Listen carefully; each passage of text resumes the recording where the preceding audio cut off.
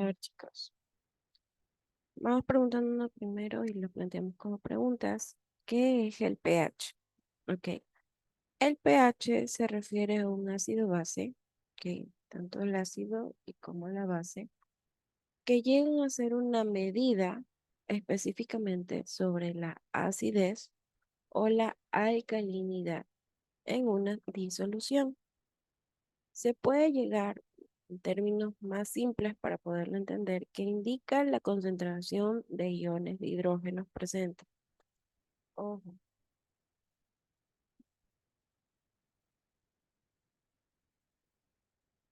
la concentración de iones de hidrógeno presentes. Entonces, ¿qué hace el pH? Es el que me indica, me da las medidas de la concentración de iones de hidrógeno presentes.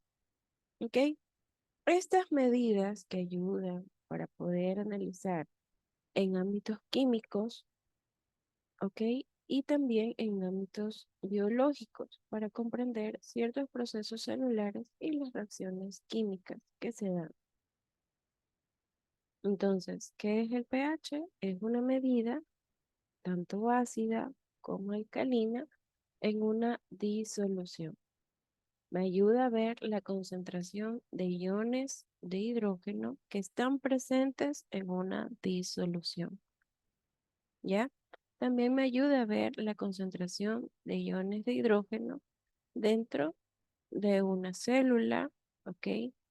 Dentro de una sustancia para poderla verificar y medir.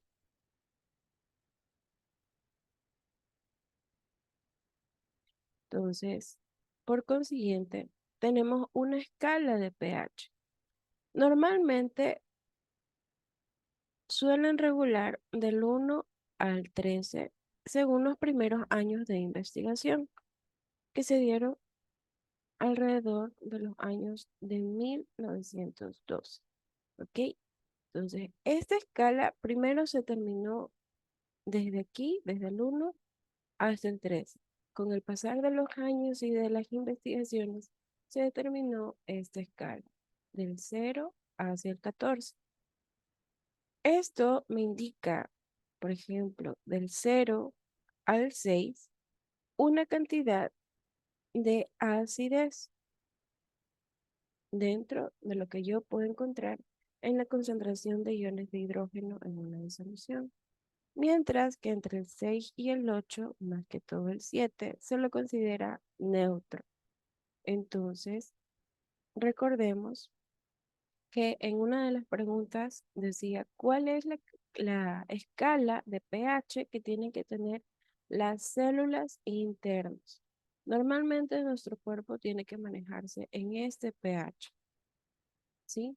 Este es el pH que deberíamos manejar dentro de nuestro cuerpo. Pero recordemos que nuestro cuerpo no solo va a manejar este pH, van a haber secciones que van a ser ácidas. Por ejemplo, en nuestro estómago vamos a encontrar acidez, ¿sí? Mientras que por la parte alcalina la podemos encontrar en los alimentos que ingerimos o disoluciones que podemos ingerir, como puede ser agua con bicarbonato de sodio. Entonces, de aquí, por ejemplo, del 8 al 14, ya tenemos una escala alcalina.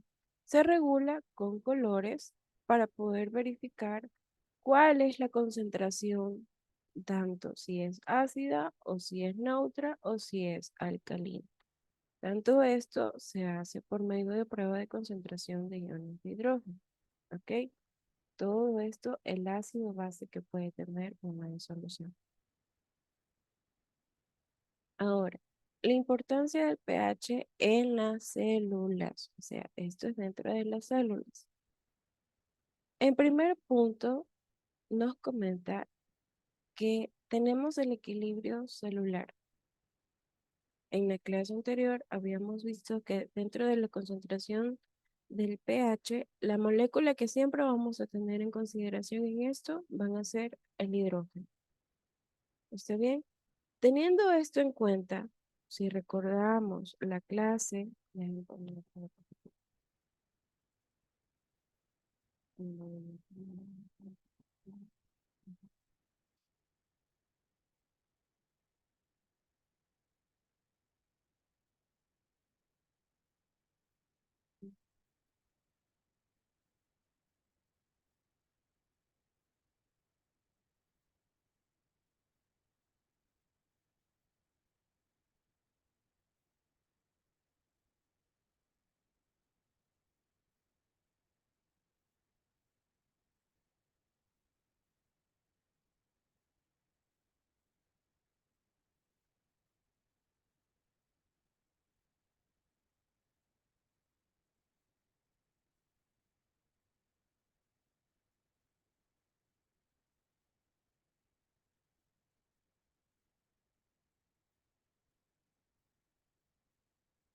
Muy bien.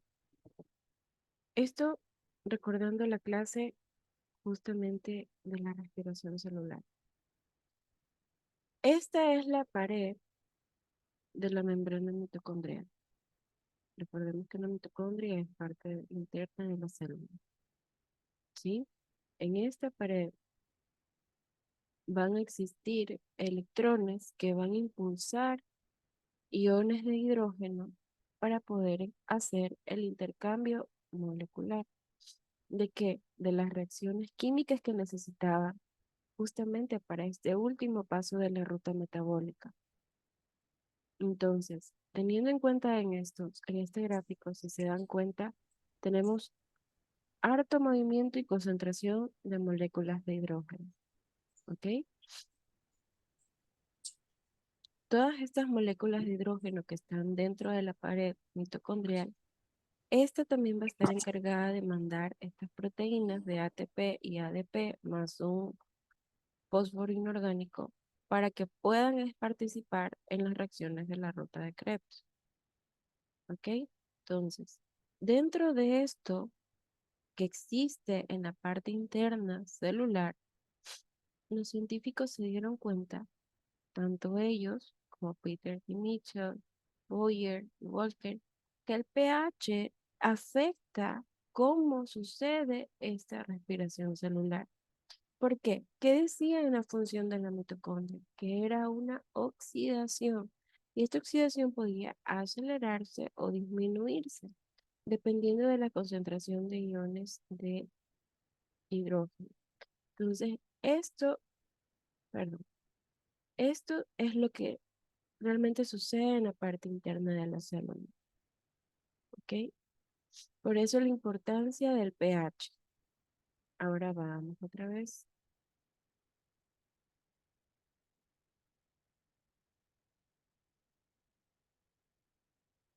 a compartir acá.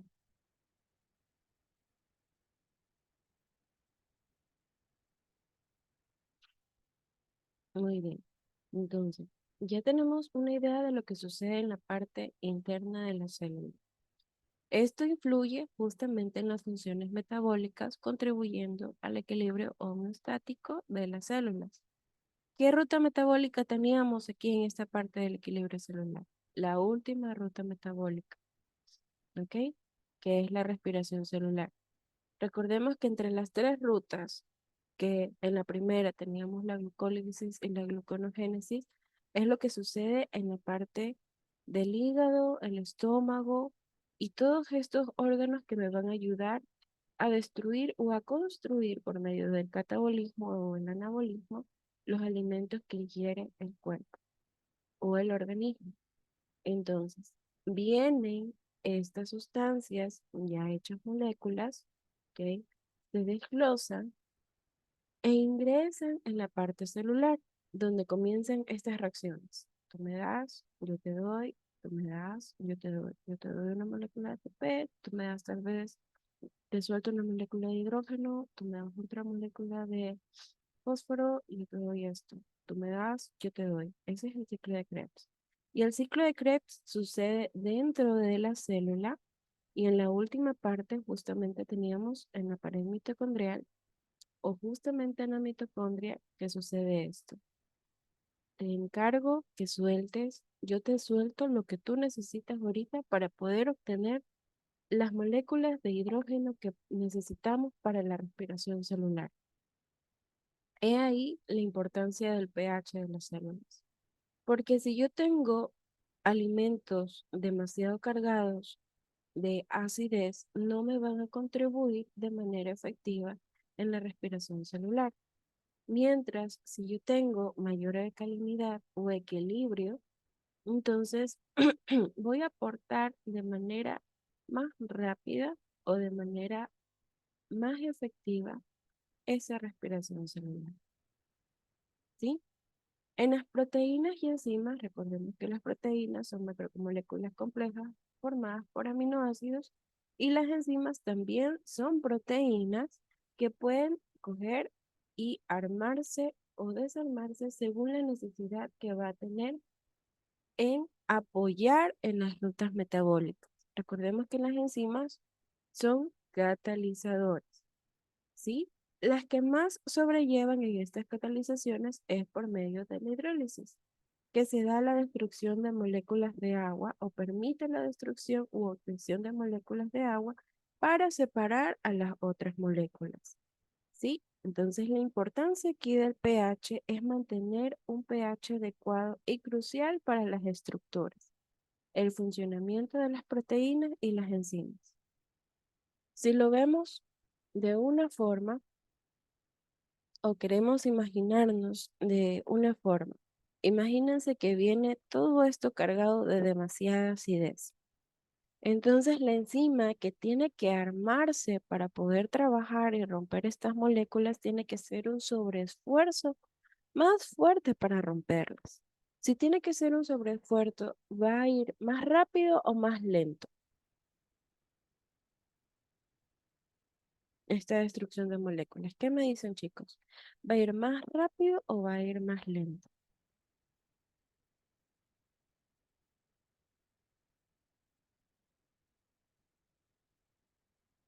Más lento, correcto. Entonces, si este pH va a ser demasiado ácido, las enzimas van a tener más trabajo, la destrucción de estos en las rutas del ciclo de Krebs va a ser más trabajoso. Entonces, ¿por qué? Porque justamente la mitocondria va a decir, oye, tú vas a necesitar más, porque recuerda que tenemos que tener un equilibrio aquí dentro de nuestra célula, ¿ok? Tenemos que mantener este equilibrio si no nos vamos a enfermar. Pero si fuera con un porcentaje neutro o si fuera alcalino, entonces podría hacerse un trabajo efectivo o más rápido. ¿Por qué? Porque ayuda al equilibrio del pH celular. En las reacciones bioquímicas, el pH afecta directamente, como mencionamos, a la velocidad y eficiencia de las reacciones bioquímicas dentro de las células. Justamente el ejemplo que estamos hablando ahorita. Si yo tengo un alimento que está cargado de un ácido base demasiado ácido, ¿ok? Tengo ácido en esta parte de la macromolécula que me ingresa en la ruta del ciclo de Krebs, voy a tener que demandar más iones de hidrógeno para mantener el equilibrio del el neutro, el pH neutro o la alcalinidad que necesitamos alcanzar para hacer la oxidación de esta macromolécula en la respiración celular. ¿Ok? Entonces, mientras más cargado de ácido, más lento va a ser este proceso. Mientras es neutro, va a ser efectivo. Mientras es más alcalino, va a ser más rápido. ¿Ok? Si vemos el gráfico que tenemos acá, si está en este rango,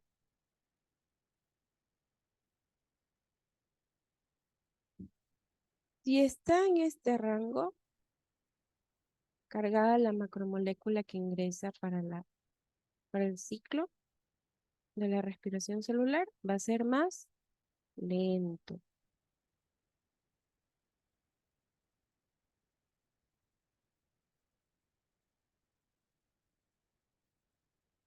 Si va a estar aquí en este rango neutro, va a ser efectivo.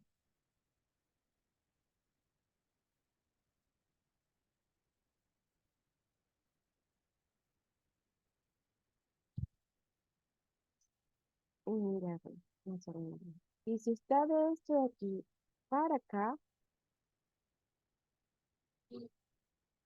va a ser más rápido. Acá va a ser lento,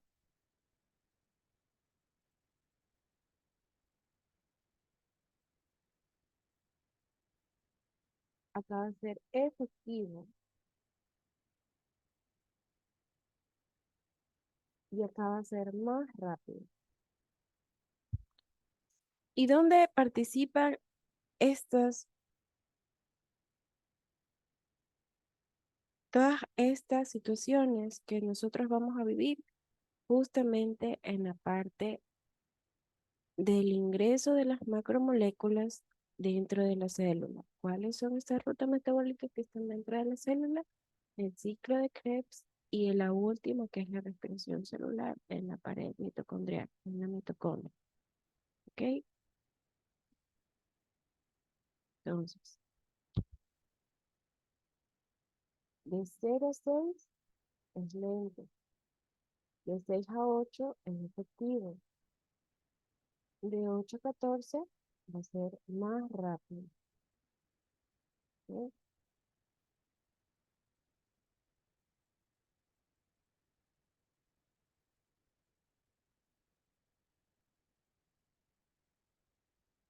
Ahí se puede entender mejor. De 0 a 6 tenemos lentitud por la concentración de ácido, de iones de hidrógeno dentro del ácido base del pH en los alimentos que pueden ingerir. Si es de 6 a 8, va a ser de manera efectiva la velocidad que va a suceder en la reacción química. Y si es de 8 a 14, vamos a tener una velocidad más rápida dentro de estas reacciones. ¿Ok?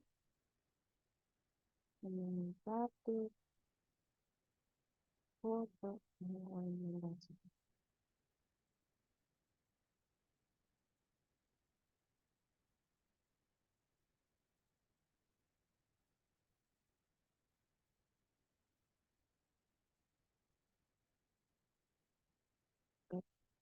Ahora, en las definiciones del pH dentro de las células, debemos encontrar un equilibrio de ácido-base.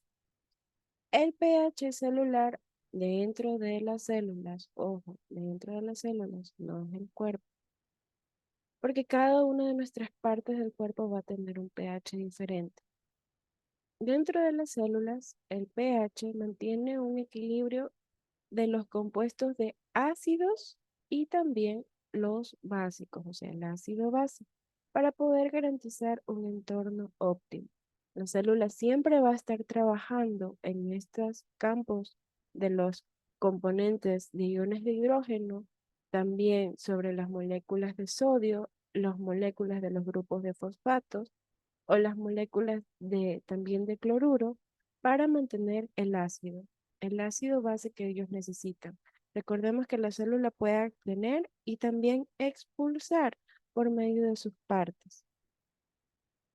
En la homeostasis celular, el pH adecuado permite que las células puedan regular sus procesos internos y se adapten a cambios ambientales.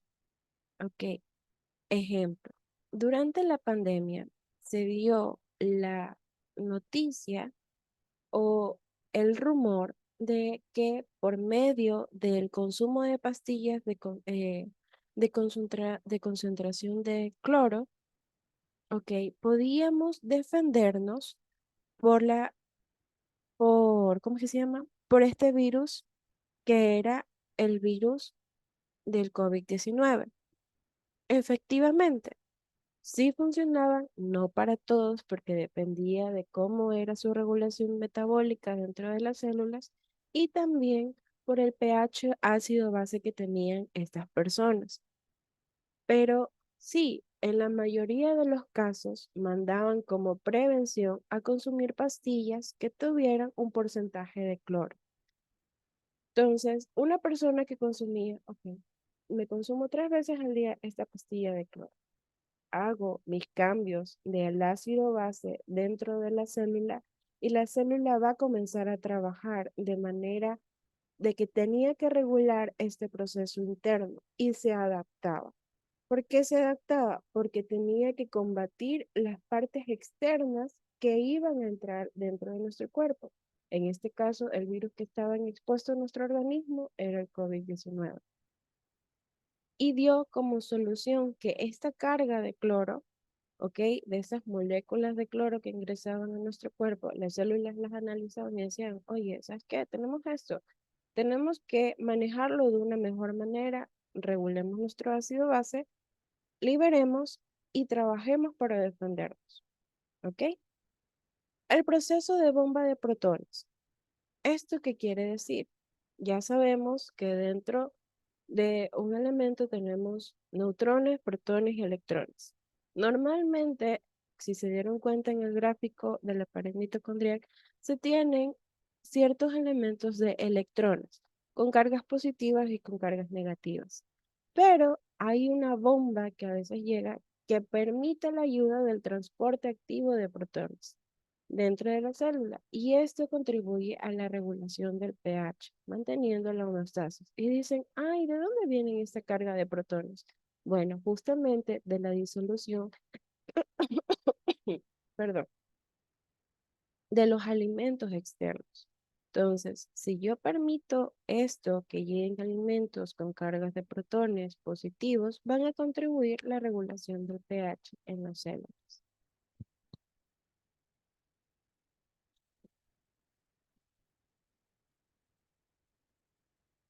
Muy bien.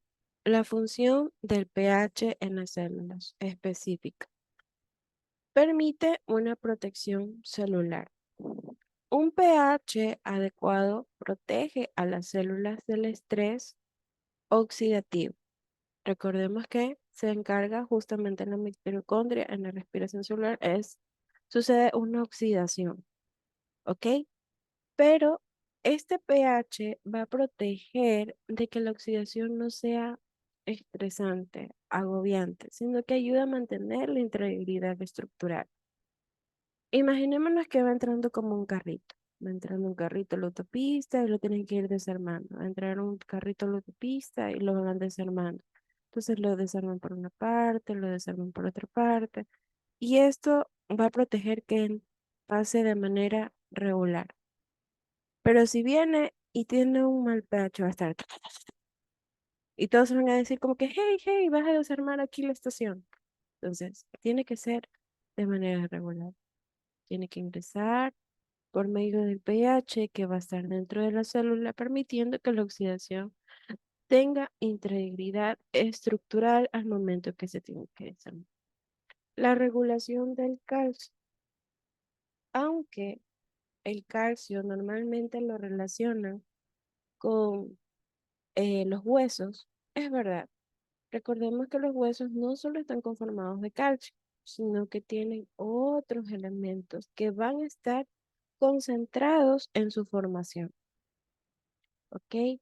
Pero no van a estar al 100% ahí. Nuestro cuerpo tiene disperso también la captación de calcio.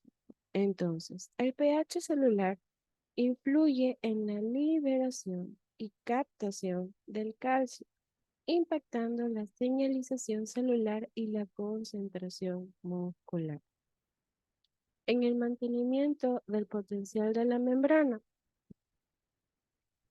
recordemos que las células animales no tienen pared celular, pero sí tienen membrana celular, ¿ok?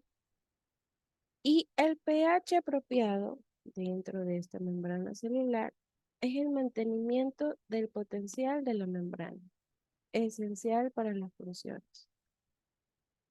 Imaginémonos como que si fuera, eh, no sé si en algún momento han preparado gelatina,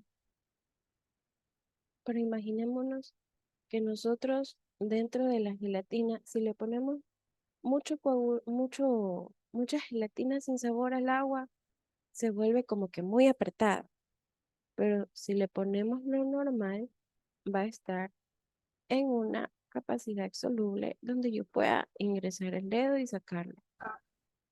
Pero si yo, por ejemplo, no le pongo casi nada de gelatina sin sabor, va a estar muy acuosa, ¿ok? Entonces, esto mismo sucede con el pH dentro de las células en la membrana. Si yo tengo demasiada acidez dentro de la célula, entonces no va a permitir que puedan ingresar de manera efectiva todo lo que yo necesito, ¿ok? Si vengo y tengo también un pH demasiado aguado, va a estar así, ta, ta, ta, ta, ta. Pero nuestra célula puede hacerlo para mantener un equilibrio. ¿Ok? El pH va a ayudar, pero la célula va a mantener un equilibrio. Porque va a ser sumamente rápido. Pero si está en un grado efectivo, ¿ok? Va a mantener el potencial de la membrana. Digamos, en la regulación del pH en las células, ayuda en el transporte de iones.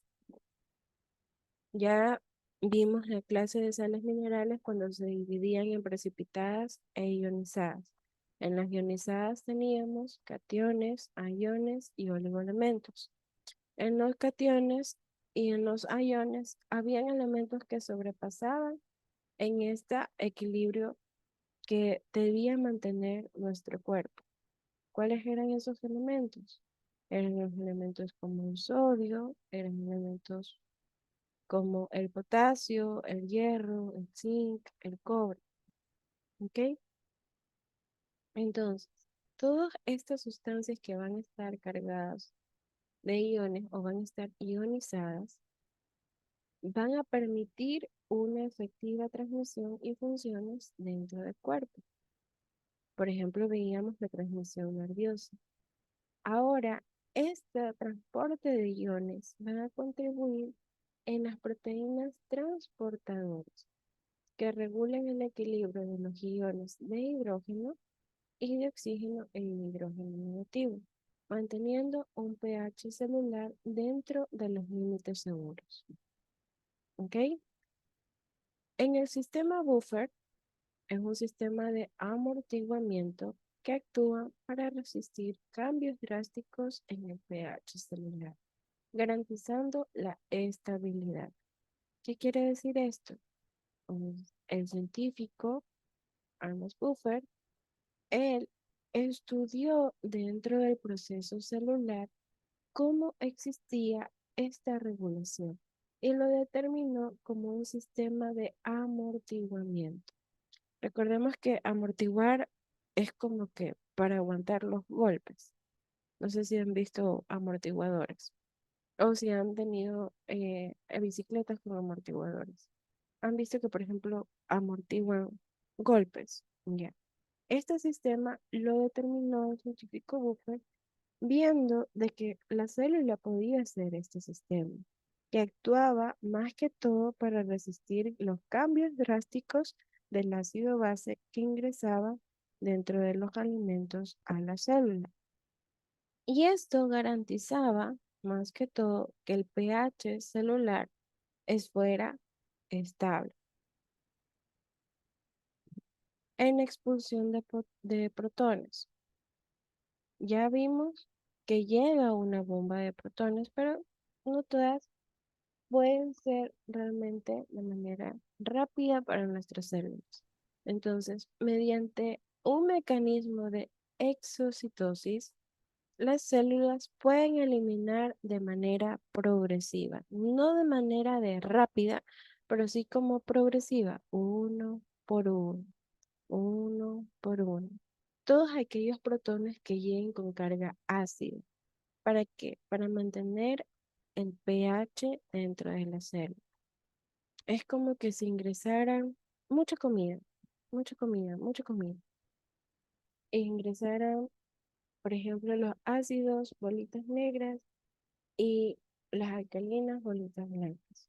Entonces, todas estas bolitas negras que ingresan dentro de la célula con las bolitas blancas, viene de la célula y comienza una por una. Ay, no, esto tiene carga ácida, una por una.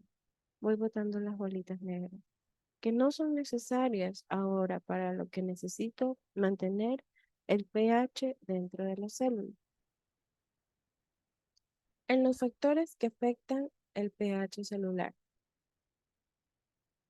Bueno, a pesar de que pareciera que no afectan en su mayoría, por ejemplo, la temperatura es parte de los factores que pueden afectar el pH celular. Ejemplo, los cambios de temperatura pueden alterar el equilibrio de ácido-base afectando la actividad enzimática, la actividad de las enzimas. ¿Ok? No es lo mismo que puede mantener el pH celular dentro de una temperatura caliente y una temperatura fría. Recordemos cuál era el elemento que nos ayudaba a regular la temperatura dentro de nuestros órganos y en nuestro organismo. ¿Cuál era ese elemento, chicos?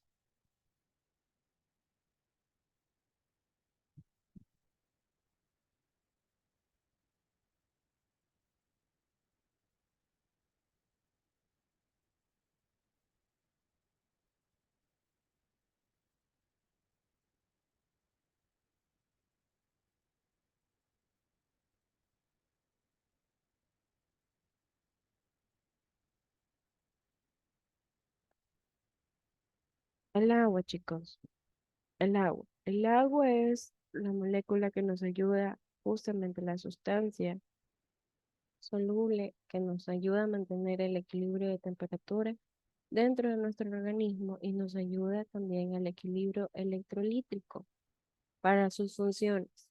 Por tanto, si tiene mayor carga de moléculas de hidrógeno, van a poder ayudar a mantener el equilibrio del ácido base de la célula. Por tanto, también va a afectar la actividad enzimática. También tenemos como otro factor la concentración de dióxido de carbono o CO2. El aumento de CO2 puede influir en la formación del ácido carbónico, modificando el pH intracelular. Muy bien. Dentro de nuestros alimentos, por lo menos en la cadena de carbohidratos, tienen cadenas de carbono, hidrógeno y oxígeno en mayor concentración. Entonces, la desintegración de estas moléculas por medio de la glucólisis o por medio de la gluconeogénesis, ¿ok? Estas tienen que verificar la concentración de dióxido de carbono. Si tengo demasiada concentración de dióxido de carbono, tiene que influir o va a influir en la formación de ácido carbónico. En la concentración de electrolitos, hace alteraciones en los niveles de iones como el sodio, potasio y cloro. Si recordamos, el sodio, el potasio y cloro están dentro de estos elementos que vienen en la parte de las sales minerales que ya vienen ionizadas. Justamente estos elementos. Faltan también el hierro, el sodio, el hierro, el zinc y el cobre. Pero estos son ya en muy pequeñas cantidades. Pero aquí tenemos que a las alteraciones de estas sustancias que vienen justamente en los cationes y iones de las sales minerales pueden desequilibrar el pH intracelular. Aquí sí estamos en intracelular.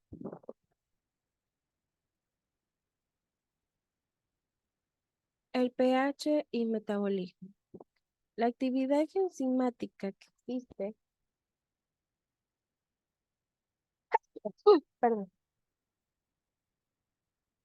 La actividad enzimática nos hace un recordatorio de la velocidad con que se pueden dar las reacciones metabólicas. Lo que vimos al principio, las reacciones metabólicas van de acuerdo a la escala que teníamos acá. Si va de más ácido, va a ser más lento. Si va de 6 a 8, va a ser de manera efectiva. Y va de 8 a 14, va a ser más rápido. La velocidad enzimática que vamos a tener en la actividad del metabolismo. La descomposición de nutrientes. Ciertos niveles de pH son necesarios para la descomposición y absorción efectiva de nutrientes. ¿Ok? Entonces, los alimentos suelen venir con una escala de pH en su concentración, como le habíamos mencionado. Entonces, este pH es necesario conocer para ver qué tanto va a ser la descomposición y la absorción de nutrientes, los nutrientes efectivos que necesitan nuestras células.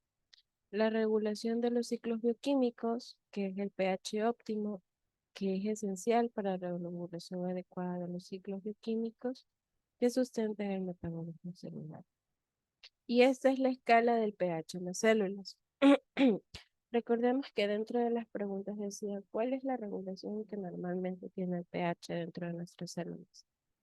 Nuestras células, dentro de las células, va entre 7.2 a 6.8, entre 6 y 7, mientras que el pH sanguíneo está en 7.4. En el pH intracelular, el ácido base intracelular, está en este rango, ya que es ideal el pH para la mayoría de las células. Varía alrededor de 7.2 en su mayoría, manteniendo un entorno propicio para la actividad celular.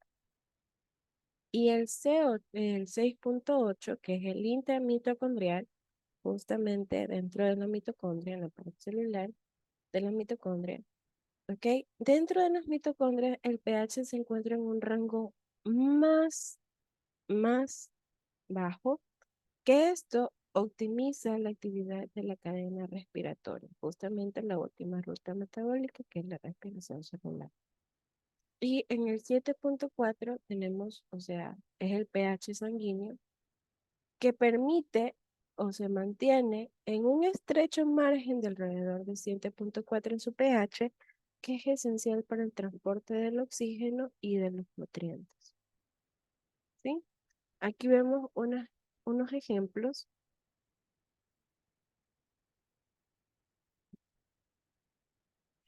Por, e- ay, por ejemplo, tiene fuertemente acidez, ¿ok? Como puede ser los jugos gástricos. Los jugos gástricos tienen una acidez entre 1 y 2. Los zumos de limón tienen acidez entre 2,5. El ácido estomacal también tiene entre 3 a 2. Ojo, el jugo gástrico no es lo mismo que el ácido estomacal. El vino también tiene una acidez que va entre 3 a 4, específicamente 3,5. Y este es el pH negativo, que potencia más que todo que la concentración de las moléculas de hidrógeno se den en menor concentración. Mientras que el pH, que va a ser igual a 7, se la considera en el agua pura, o sea, H2O en una concentración del 25%. Cerca está la sangre, ¿ok? Manteniendo así que su escala, recordemos que el punto neutro aquí no lo menciona, pero el punto neutro, chicos, eso lo podemos ver. El pH neutro se lo considera al agua pura. ¿Esto qué quiere decir? Una concentración de H2O al 25%. ¿Ok? Más OH al 25%. ¿Qué les pongo? El cloro tiene justamente alcalinidad, este es una alcalinidad de 9. La leche de magnesia tiene una alcalinidad de 10 a entre 11. El amoníaco doméstico tiene una alcalinidad de 12. Un limpiador de horno tiene una alcalinidad de 13.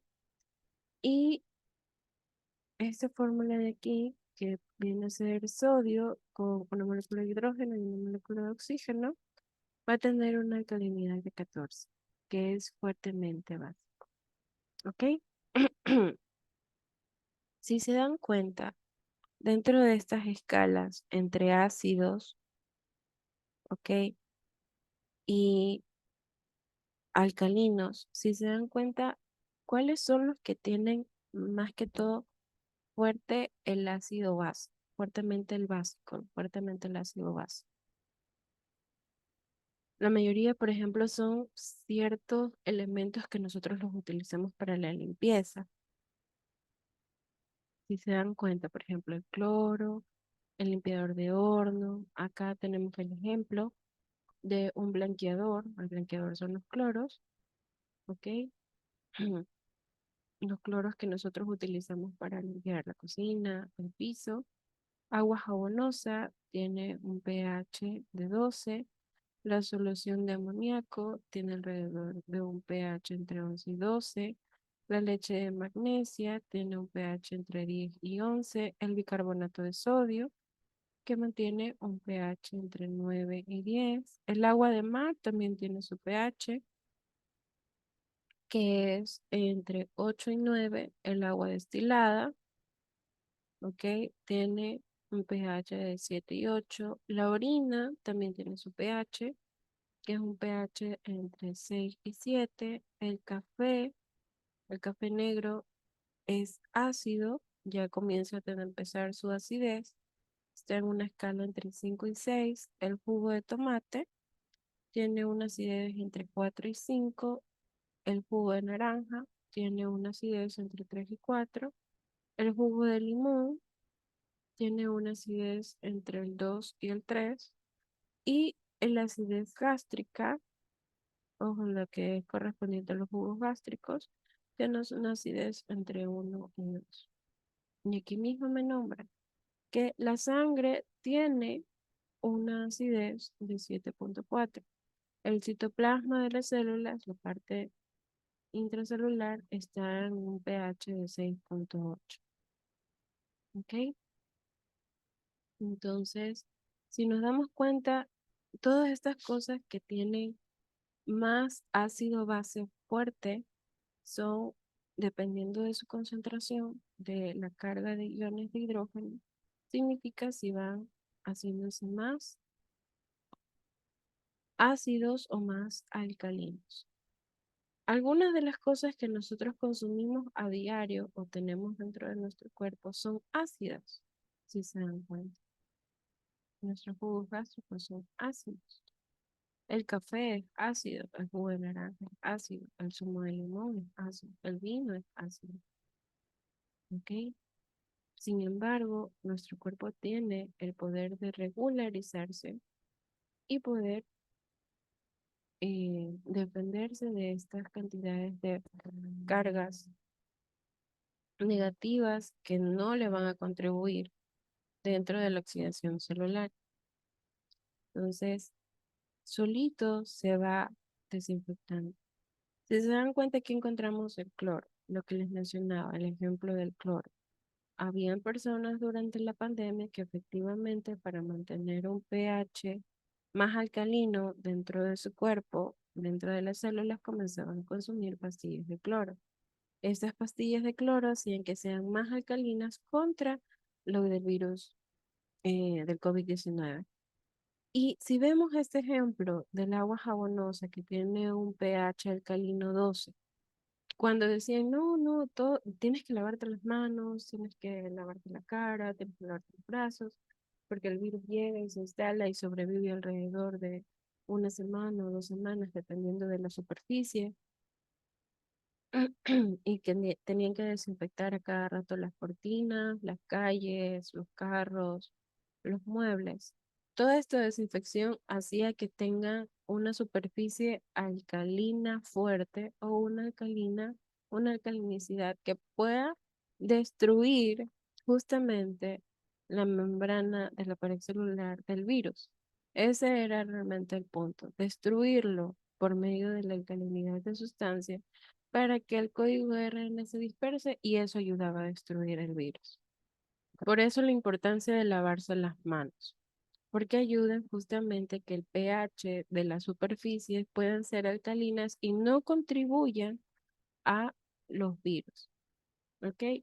Normalmente o mencionan dentro del estudio de la medicina que los consumos de alimentos de alto porcentaje de ácido base fuerte o ácido pH fuerte, que va entre 1 o entre 0 y 6, van a contribuir a enfermedades como el cáncer o la formación de células cancerígenas. Mientras que el pH que va a estar acá, que es fuertemente alcalino, va a contribuir a que las células puedan defenderse en su proceso enzimático. ¿Ok? Entonces, ya sabemos ahora la importancia del pH dentro de nuestro cuerpo y dentro de las células y las cargas que mantienen en su separación. Ahora, cuando se tiene H2O, normalmente lo que hacen las células cuando llegan estas cargas de ok, moléculas de hidrógeno o las iones de moléculas de hidrógeno, las separa en H3O más OH. Y esto se vuelve una reserva de pH dentro de las células. Esta carga de iones de hidrógeno se vuelve una reserva. que cuando ellos tienen que expulsar, dicen, ok, no hay problema, yo puedo expulsar una molécula de agua a una molécula de hidrógeno, ok, boto una molécula de hidrógeno, me estabilizo y me queda una molécula de agua con una molécula de hidrógeno con oxígeno, ok. Las células comienzan a hacer su trabajo en su estabilización. Si necesitan soltar, por ejemplo, una molécula de agua, ok, de la molécula que tenían, de tres moléculas de hidrógeno más una molécula de oxígeno, y lo suman una molécula de hidrógeno y oxígeno, y dicen, ok, tengo que separarme para el agua. ¿Cuál es la molécula del agua? Ah, ya, va a ser H2O, es la molécula que van a soltar, ¿sí? Y van a separarse en otra molécula de H, se va a unir con esta, se va a unir con esta de acá, o se puede dejar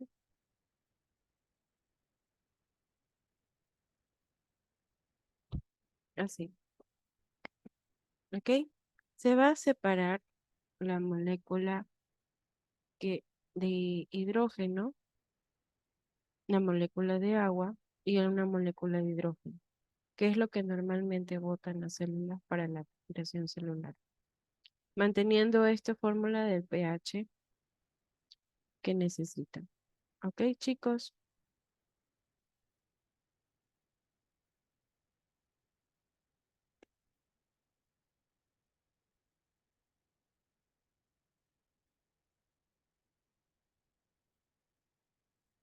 Gracias.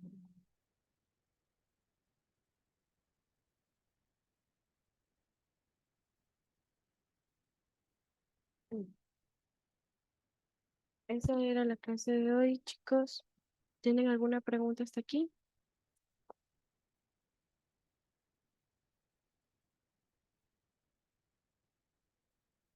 Ya, para pasarles el documento al grupo y déjenme verificar esto que les quería enseñar sobre los temarios. Ahora, aprovechando que estamos de manera digital, déjenme compartirles un examen que quería llevar a clases.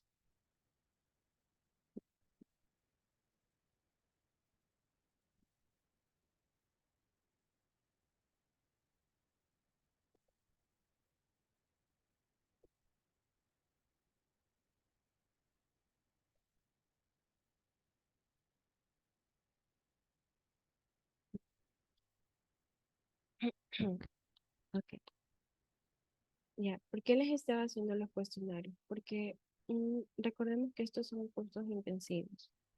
Entonces, los cursos intensivos nos ayudan a rellenar ciertos espacios vacíos que nosotros tenemos. Este es un cuestionario tipo examen. Si se dan cuenta, es examen de biología, diciembre de 2023. ¿Ok? Y son dos versiones, versión uno. Y me preguntan, todavía tenemos que ver ciertos temas, no se asusten. ¿Ok? Tenemos que ver ya los últimos que son, si no me equivoco, sobre el reino Monera, o sea, los reinos. Eh, Ya nosotros ya vimos las partes de las células y sus funciones y nos faltaría la teoría de la evolución. Y como quien dice, extendernos un poco más en la parte de las células, nada más. Pero ya aquí, y ciertos puntos de anatomía. Pero ya aquí, por ejemplo, nosotros podemos responder ciertas preguntas que están aquí. Si se dan cuenta que en el examen viene justamente esta parte correspondiente a la cadena de los cromosomas, las secuencias del ADN. Recordemos la teoría de Mendel. Y en las secuencias de el ADN, ¿cuáles eran? Que teníamos la adenina, la citosina o la guamina, y la adenina. La importancia de aprenderse esos. Ok, las turgencias, estos tenemos que ver en una celular. Miren, lo que implica en la fase anaeróbica en la respiración a nivel celular, la respiración celular, ¿sí? La oxidación que implica la oxidación de moléculas contenidas en la matriz mitocondrial en un sistema de transporte de electrones que genera un aprovechamiento de la energía de los alimentos. Esto ya lo podemos responder. La ósmosis en las células, ok, la testosterona, si nosotros recordamos la clase de justamente en la parte de proteínas, no sé si han podido aprovechar y leer las diapositivas. En las diapositivas viene esta parte justamente de la formación de las proteínas que contribuyen a las hormonas. En la enzima que posee el hígado para transportar el glucógeno en glucosa libre, eso también está en las diapositivas.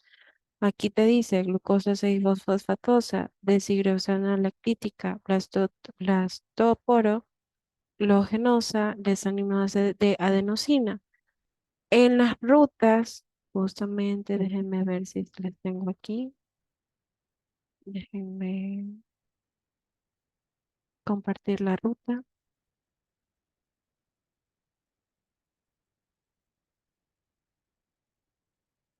Aquí está. Justamente en las rutas, esto es la parte de la gluconogénesis, ¿sí? Las que contribuyen en las enzimas del hígado. Si se dan cuenta en las rutas, allá tengo glucosa, glucosa 6-fosfatos, fructosa 6-fosfato, gliceronato 3-fosfato. Aquí existe el intercambio. Sale, ingresa la formación del glicerol fosfato, el glicerol, la molécula del glicerol. Recordemos que la glucogénesis convierte las moléculas simples en moléculas complejas, ¿ok? Y la glucólisis en las moléculas complejas o moléculas simples. Entonces, aquí yo tengo en todas estas rutas de la gluconogénesis cómo participan y veo estas enzimas. Entonces, si nos damos cuenta, la respuesta es glucosa 6-fosfato. ¿Están dentro de estas? Sí. Entonces, ya podemos ir respondiendo preguntas de este nivel.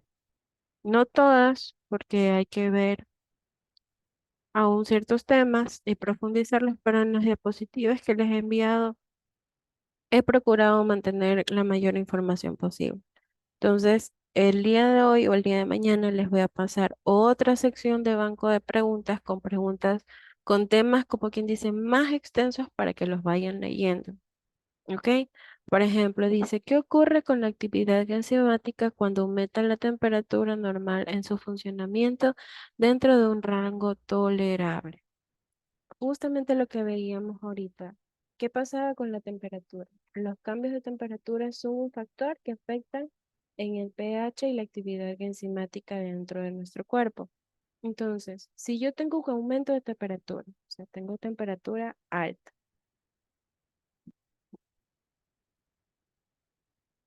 ¿ok? ¿Qué iba a pasar con esta actividad enzimática? Iba a disminuir, iban a acelerar las reacciones de la síntesis, iban a acelerar las reacciones de degradación, la actividad oxomática aumenta o disminuye la desnaturalización de la enzima. Va a disminuir porque las enzimas necesitan un pH neutro para su actividad enzimática. ¿Ok? Por ejemplo, en los tejidos vegetales, los meristetomas secundarios son. Esto también tenemos que profundizarlo, tranquilos chicos, que esto tenemos que, vimos en las partes de las células el funcionamiento de las células con respecto a las células animales. Nos falta todavía en los reinos profundizar justamente esto de las células vegetales. Dice, la reproducción por gemación es típica en, eso también ya podemos irlo resolviendo, ¿ok? La fosfoliparación fotosintética se desarrolla en, esto es justamente en la parte de las plantas y son los tonoclastos. ¿Qué es arqueterón? Estos son parte de los reinos, son términos de los reinos sobre la reproducción. Un reflejo secretor normal ante un estímulo normal aprendido en la circulación es un reflujo. ¿Ok? Condicional. En el sistema nervioso, ¿qué es el sistema nervioso? Nuestro sistema nervioso es parte de un organismo que es un sistema de conexión entre el cerebro y el resto del cuerpo que controlan las funciones relacionadas a todos los reinos de la naturaleza. Un sistema nervioso. Ahora, ¿cuál de los siguientes grupos protistas? Esto es también es tema de reinos. Partiendo del concepto de materia y energía, que eso está relacionado con química también, los alimentos se clasifican en, ¿ok? Y, tenemos algunas preguntas aquí, por ejemplo, también esto. ¿Cuál es la principal molécula portadora de energía a corto plazo en las células? ¿Cuál es la portadora de energía? Las pilas, acordémonos de las pilas, que actúan como pilas. Justamente, dejen compartirles.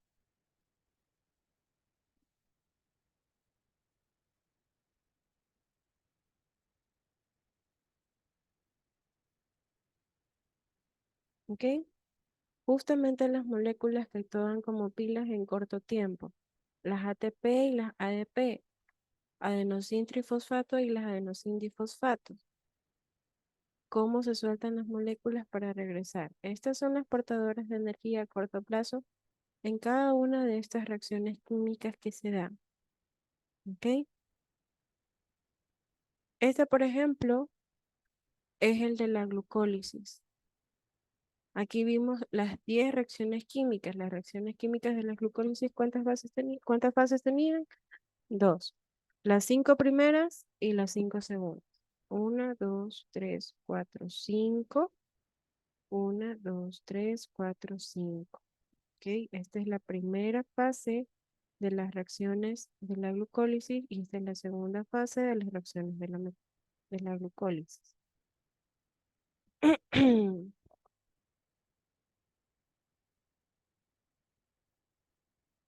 Entonces, ¿cuáles van a ser las portadoras de energía en corto plazo?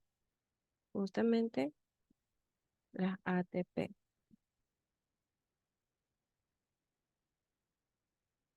Dice, ¿cuál de las siguientes componentes celulares contienen enzimas digestivas que facilitan el rompimiento de moléculas grandes, como almidones, lípidos y proteínas? ¿Quiénes participan justamente en esta oxidación? El mitocondria, ¿ok? Entonces, estos son algunos temas que ya también ya hemos visto. Por ejemplo, los organismos heterotróficos, recordemos que heterótrofos son los que comen la materia orgánica. Los autótrofos son los que comen materia inorgánica. Los aprótrofos, es la determinación de los que comen materia inorgánica, pero ya muerta, la de los descomponedores, la parte de la descomposición en ecosistemas. Se los denomina saprotrofa. Aquí participan ciertas bacterias, hongos y también las lombrices que ayudaban en la descomposición. ¿Sí? La cadena de transporte de electrones intermembranal de la mitocondria. ¿Ok? Aquí, por ejemplo, tenemos también lo de las pruebas de la ley de Mendel. Dice, si una pareja formada por BB, o sea, tengo un alelo dominante y un alelo recesivo, tengo un alelo dominante y un alelo recesivo, tienen descendencia, ¿qué probabilidad que existe que uno de sus hijos herede dos alelos recesivos? Entonces hago el cuadro, donde tengo que hacer el cuadro para determinar la ley de Mendel. Ah, ya. Alelo dominante, alelo recesivo, alelo dominante, alelo recesivo. Entonces, ¿cuáles son los resultados? La probabilidad de que me salga que tenga dos alelos recesivos. Entonces, según el cuadro, ya, tengo una probabilidad del 25% de que tenga y saque los dos alelos recesivos. Aquí también tenemos otro ejemplo de lo de la teoría de Mendel. Si se cruzan dos conejos de línea pura, una hembra con pelaje negro y un macho con pelaje blanco. Y nos dan aquí los alelos. Aquí tienen dos alelos dominantes y dos alelos recesivos. Considerando que el gen para este rasgo tiene alelos codominantes también, ¿qué porcentajes de la camada serán gris? ¿Ok? Ahí teníamos el ejemplo como el de la flor, que es flor morada con tallo grueso, o flor morada con tallo liso, flor roja con tallo grueso, flor roja con tallo liso. Dice la condición para que se cumpla la tercera ley de Mendel, que es la independencia de los caracteres, ¿cuáles son? Sobre los alelos. Aquí también tenemos las características que diferencian entre las células vegetales y animales. ¿Cuál es la diferencia? Por ejemplo, las células animales contienen plástidos y pared celular que brindan rigidez. Los ribosomas y mitocondrias son exclusivos de la célula vegetal. Las células vegetal contienen plásticos y pared celular que le brindan rigidez. Las vacuolas son exclusivas de las células animales. En los vegetales, el triplete UUU codifica una síntesis de fenillanina que mientras que el animal por leucemia. Entonces, si vamos a la clase de células vegetales en las características,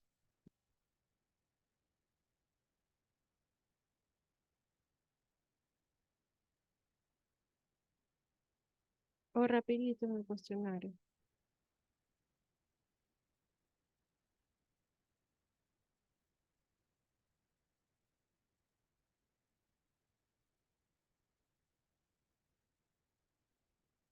Muy bien, las células vegetales, en la sección de biología celular. Teníamos que entre las células vegetales, las células eucariotas efectivamente presentan siempre un citoplasma, un comportamiento lípido, tienen un núcleo organizado, material genético, pueden ser unicelulares y necesitan también esto. ¿Ok? Pero ¿qué me dicen en las células animales? Que carecen de pared celular y de cloroplastos. Si carecen, dicen poseen también centriola y vacuolas. Estas, debido a la carencia de pared celular rígida, las células animales pueden adaptarse a varias formas. Entonces, ¿quién tiene pared celular rígida? Las células vegetales.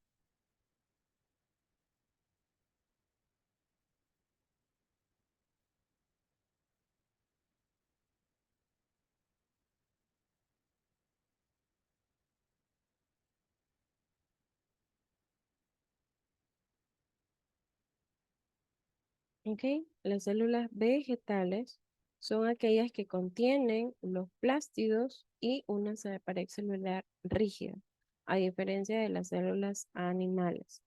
Dice los pasos para la síntesis de proteínas, justamente cuando ingresan las proteínas a nuestro cuerpo para convertirlas ya en su ruptura, dice la estructuración del complejo temporal, la enzima de sustratos, la ruptura de enlaces de hidrógeno, el transporte de aminoácidos para la formación de enlaces péptidos con los núcleos del ARN mensajero y el ordenamiento de los aminoácidos según el endicón ubicado en los ribosomas. Esa es la respuesta.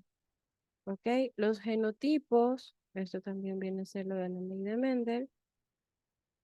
El valor aproximado de calorías para mantener el metabolismo básico de los seres humanos adultos. Recordemos las calorías, la escala de calorías en las pirámides de alimentación, nutrición, en los requerimientos energéticos. 200 calorías, 1000 calorías, 1600, 2000, 1800. Son 2000 calorías. El mecanismo enzimático, lo que refieren las enzimas, ¿qué son? Es entre catalizador y sustrato. Recordemos que las enzimas son catalizadoras. ¿Ok? Tenemos otras preguntas sobre la ley de Mendel que ya podemos ir resolviendo. Si se dan cuenta, a veces, por ejemplo, dice qué significa el término de glucólisis, la oxidación de la glucosa, síntesis de la glucosa, sintetización, formación larga de cadenas. Ah, bueno, ok, entonces, glucólisis, glucólisis.